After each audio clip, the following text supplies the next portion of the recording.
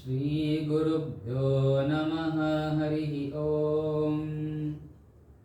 ॐ भद्रं कर्णेभिः शृणुयामदेवा, भद्रं पश्येमाक्षभिर्यजत्राः, स्थिरैरङ्गैस्तुष्टुवागुंसस्तनूभिः, व्यशेम देवहितं यदायुः। ॐ स्वस्ति न इन्द्रो वृद्धश्रवाः, स्वस्ति नः पूषा विश्ववेदाः, स्वस्ति नस्तार्क्ष्यो अरिष्टनेमिः, स्वस्ति नो बृहस्पतिर्दधातु। ॐ गणानां त्वा गणपतिगुं हवामहे, कविं कवीनामुपमश्रवस्तमम्, ज्येष्ठराजं ब्रह्मणां ब्रह्मणस्पत आनः शृण्वन्नोतिभिः सीदसादनम्। ॐ नमस्ते गणपतये, त्वमेव प्रत्यक्षं तत्त्वमसि, त्वमेव केवलं कर्तासि, त्वमेव केवलं धर्तासि, त्वमेव केवलं हर्तासि, त्वमेव सर्वं खल्विदं ब्रह्मासि, त्वं साक्षादात्मासि नित्यं। ऋतं वच्मि सत्यं वच्मि, अवत्वं माम् अववक्तारम् अवश्रोतारम् अवदातारम् अवधातारम् अवानुचानमवशिष्यम् अवपश्चात्तात् अवपुरस्तात् अवोत्तरात्तात् अवदक्षिणात्तात् अवचोर्ध्वात्तात् अवाधरात्तात्। सर्वतो मां पाहि पाहि समन्तात्। त्वं वाङ्मयस्त्वं चिन्मयः, त्वमानन्दमयस्त्वं ब्रह्ममयः, त्वं सच्चिदानन्दाद्वितीयोऽसि, त्वं प्रत्यक्षं ब्रह्मासि, त्वं ज्ञानमयो विज्ञानमयोऽसि।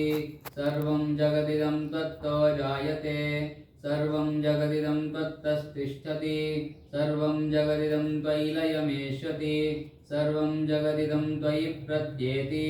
त्वं भूमिरापो अनलो निलो नभः, त्वं चत्वारि वाक्पदानि, त्वं गुणत्रयातीतः, त्वमवस्थात्रयातीतः, त्वं देहत्रयातीतः, त्वं कालत्रयातीतः, त्वं मूलाधारस्थितोऽसि नित्यं, त्वं शक्तित्रयात्मकः, त्वां योगिनो ध्यायन्ति नित्यं।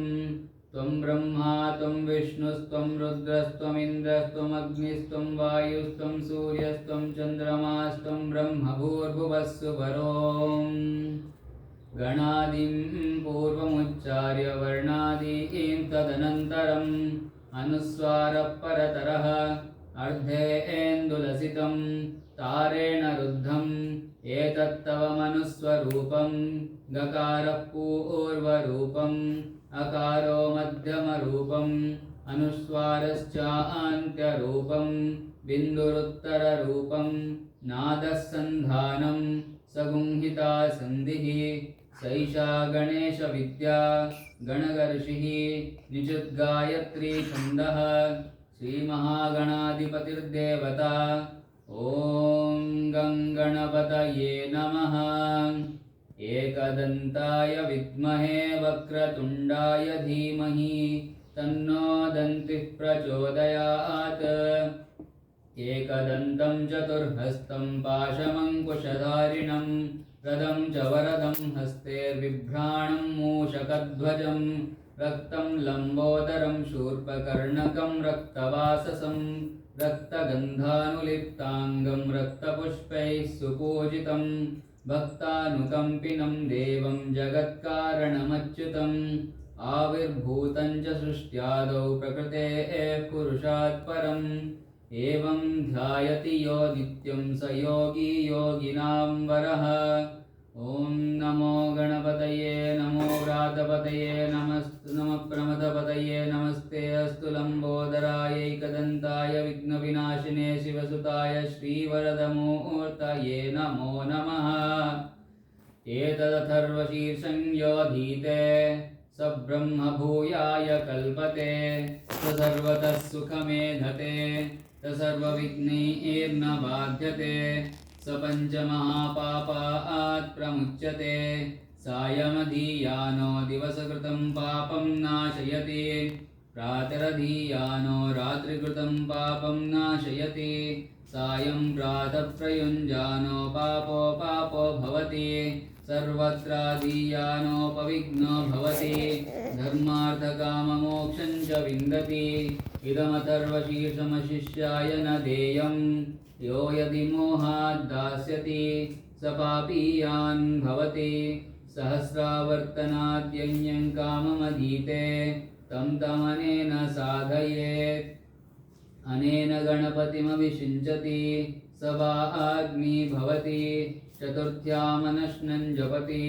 स विद्यावान् भवति स यशोवान् भवति इत्यथर्वणवाक्यम् ब्रह्माद्यावरणं विद्याद् न बिभेति कदाचनेति यो दूर्वाङ्कुरे यजति स वैश्रवणोपमो भवति यो लाजेर्यजति स यशोवान् भवति स मेधावान् भवति यो मोदकः सहस्रेण यजति स वाञ्छितफलमवाप्नोति यः साज्यः समिद्भिर्यजति स सर्वं लभते अष्टौ ब्राह्मणान् सम्यग् ग्राहयित्वा सूर्यवर्चस्वी भवति सूर्यग्रहे महानद्यां प्रतिमासन्निधौ वा जप्त्वा सिद्धमन्त्रो भवति महाविघ्नात् प्रमुच्यते महादोषात् प्रमुच्यते महापापात् प्रमुच्यते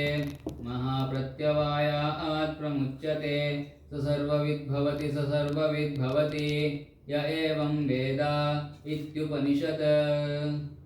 ॐ सहना भवतु सहनौ भुनक्तु सह वीर्यं करवावहै तेजस्विनावधीतमस्तु मा विद्विषावहै।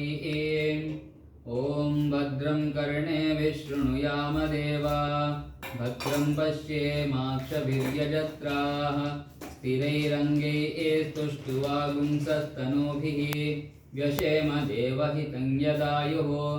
ॐ स्वस्ति न इन्द्रो वृद्धश्रवाः स्वस्ति नः पूषा विश्ववेदाः स्वस्ति नस्तार्क्ष्यो अरिष्टनेमिः स्वस्ति नो बृहस्पतिर्दधातु। ॐ शान्ति शान्ति शान्तिः।